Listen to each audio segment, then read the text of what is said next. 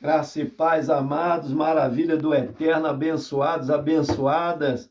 Você, joia preciosíssima, príncipes e princesas do Todo-Poderoso Deus, corralida do Senhor, mais um Café com Deus, com o pastor Maurício Loureiro. Muito bem, café de hoje está lá em Romanos, capítulo 7, versículo 4, ok? Antes, quero te lembrar que nós estamos aí com a caneca comemorativa dos 48 anos da nossa IBRE, Igreja Batista em Renovação Espiritual, Ministério Pastor Plínio de Paula, tá? Ele e sua esposa fundaram a nossa denominação aqui, que pertence à Convenção Batista Nacional, que é a Convenção das Igrejas Batistas em Renovação Espiritual, ok? Também tem aqui o logo da nossa igreja, tá? E tem aqui também o fogo no altar, que é o dizer que tem lá no nosso altar, fogo jamais se apagará. E tem também aqui da nossa convenção escrito a frase da nossa convenção: ninguém detém, é obra santa, esta causa é do Senhor, aleluia. Então, para você adquirir essa caneca é muito fácil, tá? É R$ 27,90, é muito barato. Você vai você vai registrar o número aí do WhatsApp 21, tá? 988 90 8948. Vou repetir. 21 988 90 8948. De segunda a sexta, de 9 às 18 horas, você consegue aí entrar no WhatsApp, fazer o seu pedido. Também lá no Instagram, é só colocar lá, olha só, Estúdio Rapcolor, Estúdio Rapcolor, estúdio sem o E, com S mudo, né? Estúdio, coloca lá, Rap, tudo junto, Rap com Happy. Então, Estúdio Rapcolor, tá? Com um L só. Estúdio Rapcolor. Pronto, lá no Instagram você faz o seu pedido também da sua caneca comemorativa de 48 anos da nossa IBRE. Além, aleluias. Então vamos lá, muito obrigado você que se inscreveu no nosso canal, você que deu um joinha para nós, aí, um gostei, você que tem compartilhado, você que faz comentários, muito nos ajuda, o YouTube entende que é relevante, enviando para mais e mais pessoas. Você que não se inscreveu, gente, me ajuda aí, gente. Meu Deus, chega lá nas letrinhas azuis, é só clicar nelas, te direciona para o YouTube, lá você clica em inscrever-se, que é automático, não precisa de preencher nada, é só clicar lá, ok? Muito bem, lá em Romanos 7, versículo 4, está escrito assim: assim, meus irmãos, também vós estáis mortos para a lei pelo corpo de Cristo, para que sejais de outro, daquele que ressuscitou dentre os mortos, a fim de que demos fruto para Deus. Eita glória! O apóstolo Paulo ele traz aqui uma comparação, lá no versículo 2 em diante, por exemplo, ele diz: porque a mulher está sujeita ao marido enquanto ele viver, está ligada pela lei, mas morto o marido está livre da lei do marido. Então ele faz uma comparação, uma esposa, que ela está presa à lei, e é assim mesmo, né? A lei civil, casamento é feito dessa maneira, lá no cartório, então está presa ao marido. E naquele tempo, muito mais ainda, porque a mulher dependia, era submissa, né? No termo de ser sustentada, não podia trabalhar fora, todas essas questões, né? Então, elas, por exemplo, ela só podia casar de novo, pela lei, se o marido morresse. Então, o apóstolo Paulo está aqui trazendo para nós uma comparação muito linda, porque haviam períodos que se viveram.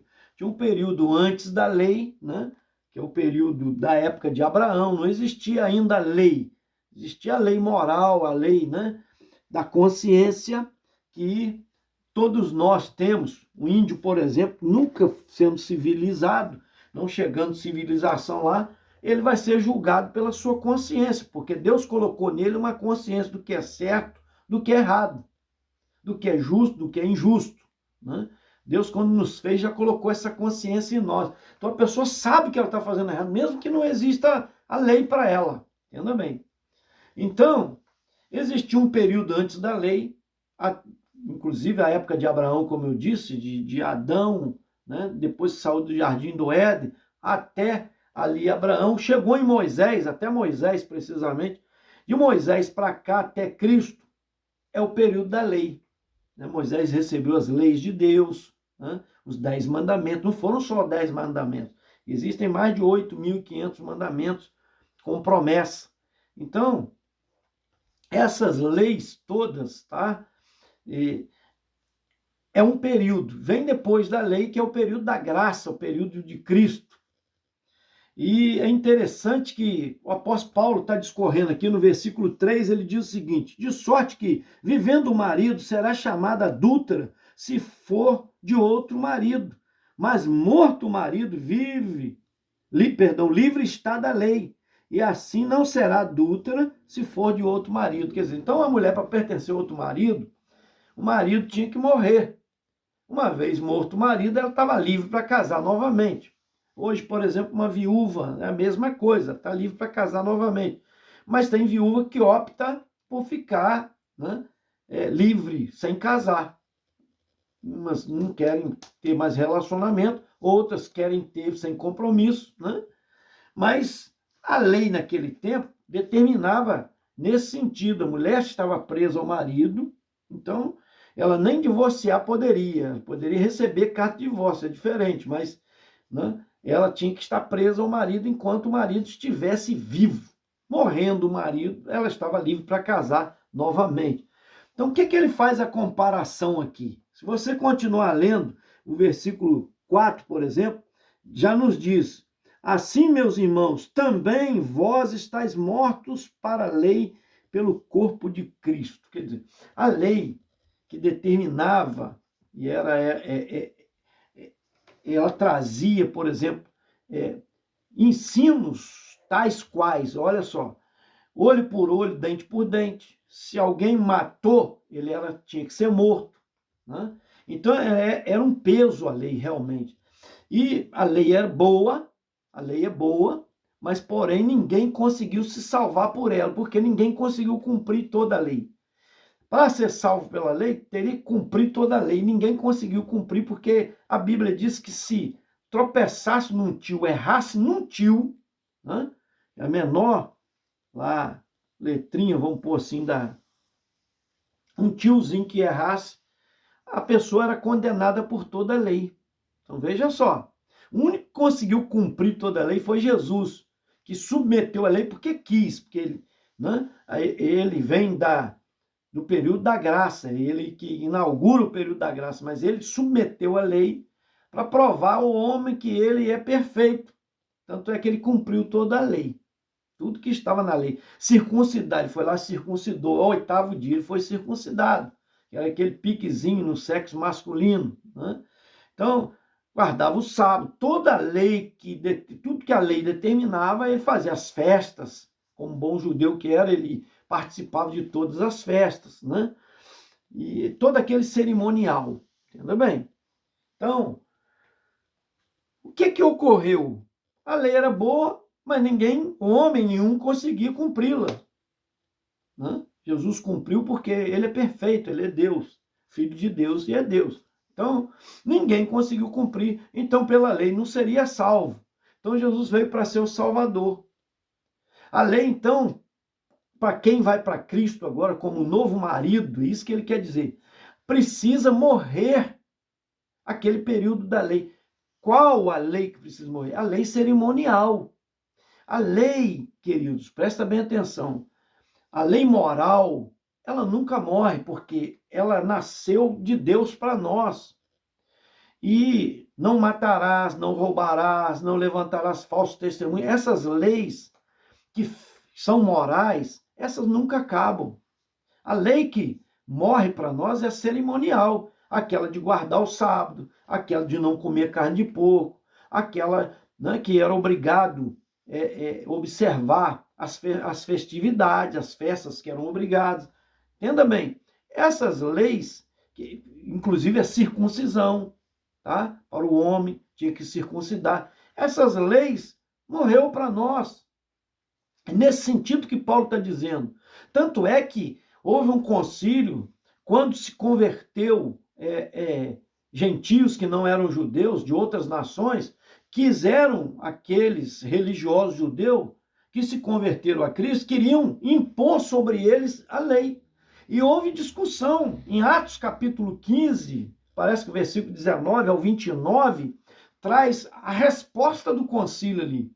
Não vamos colocar peso nenhum sobre os gentios, a não ser que guardem dos ídolos, da carne contaminada, sufocada, e do sangue, da prostituição. É isso que está se referindo ali. A resposta do concílio é essa. Quer dizer, não vamos impor para eles guardar sábado, festas, luas, né? Circuncisão, nada disso. Entende? A lei cerimonial foi abolida para os gentios. Por quê? Porque agora nós estamos no período da graça. O novo marido morreu para nós, o da lei, tá?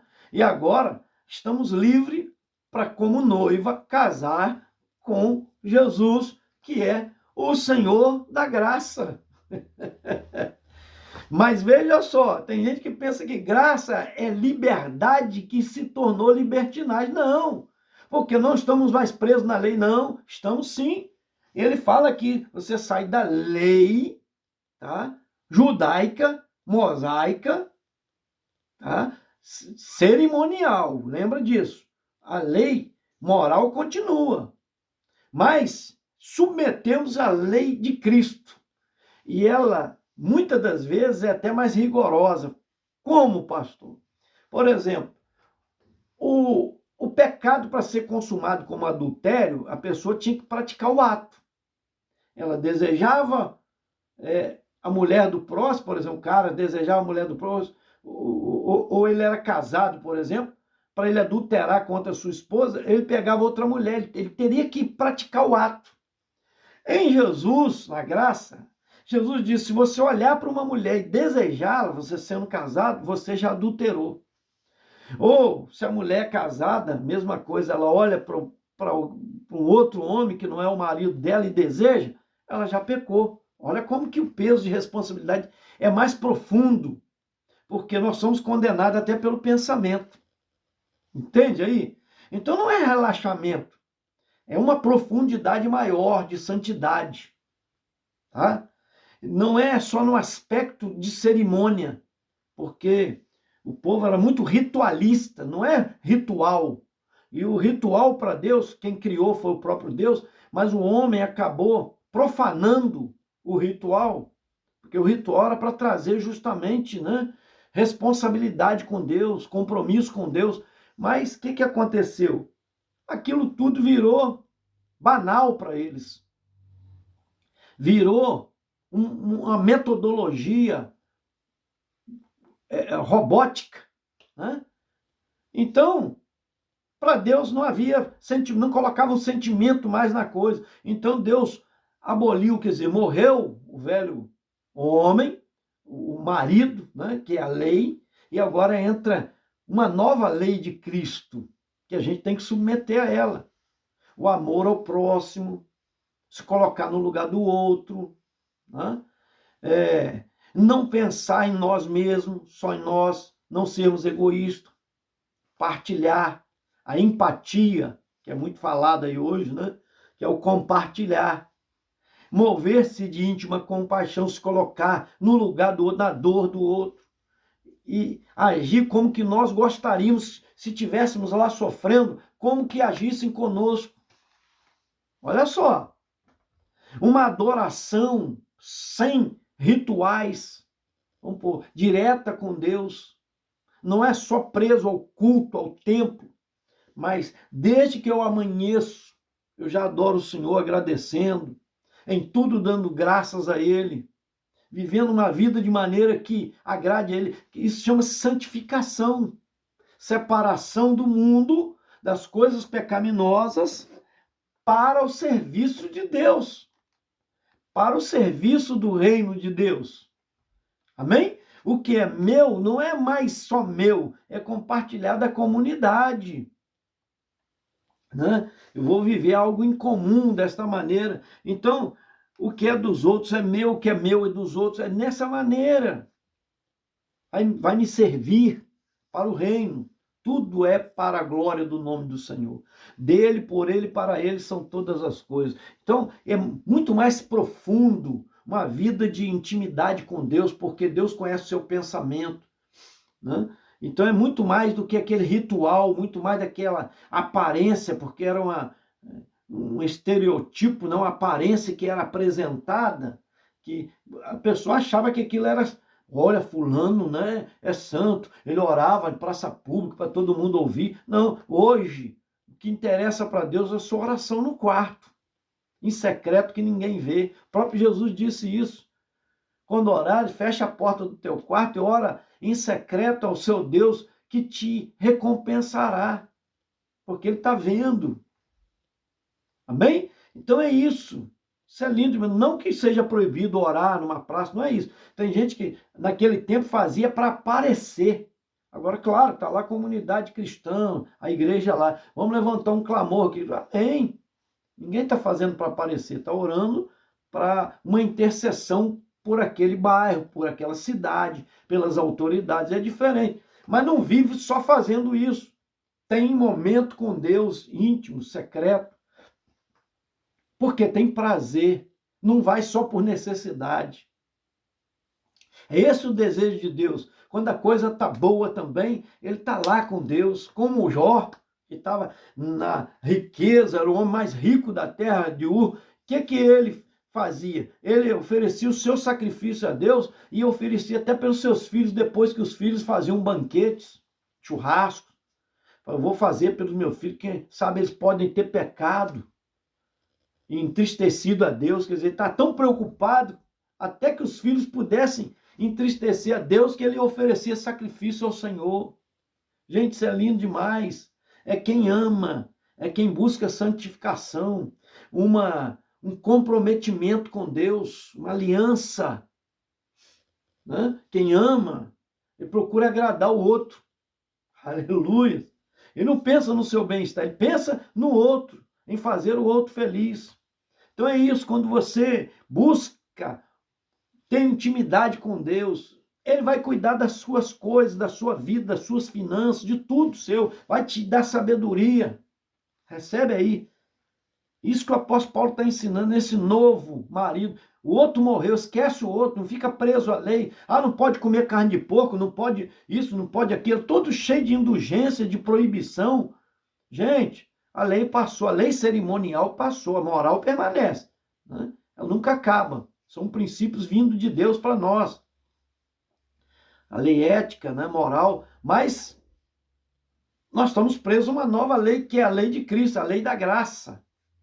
Que é essa, de profundidade, de intensidade com Deus, sem rituais, ficar guardando esses rituais, que não valem mais nada, por quê? Porque eram superficiais. Hoje a maior profundidade. Hoje não é ficar com as águas no tornozelo, mas é entrar na profundidade do rio da vida, do rio do Espírito. Amém? Recebe aí, eu quero orar por você. Pai Santo, glorioso e eterno, recebe, ó Deus amado, essa vida que está, Senhor, contemplando a tua palavra, visita o seu coração, seu entendimento, dá sabedoria, meu Pai, em nome de Jesus, para compreender. Ó Deus, esse coração se abra para a tua presença, em nome de Jesus. Abençoa todos os caminhoneiros do Brasil, abençoa os grupos, Senhor, de vendas que fazemos parte, os grupos, Senhor, também de igrejas, os grupos, meu Pai amado, ó Deus, de negociação, de comércio, de tudo, Senhor, que fazemos parte. Muitos grupos de caminhoneiros fazemos parte também, grupos de cantores, Senhor, abençoa, meu Pai. Ó Deus, grupo de homens de Deus de oração, de mulheres de Deus de oração, de intercessão, vai abençoando, Pai. Toma também a Nelma Kumaru, a causa da tua filha nas tuas mãos, a família dela, os filhos e netos. Alcina Lúcia também, Deus, a família, na vida financeira. Rosaura Marques e família, lá do Carmo, estado do Rio de Janeiro. Eliana Guerra e família. A Marta Marinho e família. A Tereza Fernandes e família, do grupo Irmãos da Estrada. Também, ó Deus, o Elion, servo de Jesus, Silveira Macharete. Deus amado, colocamos a família dele nas tuas mãos.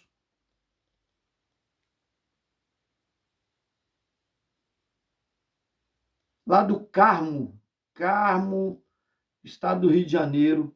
Colocamos nas tuas mãos também o José Sanuto e família, o Ademir Zanelato e família, lá de Bebedouro, São Paulo.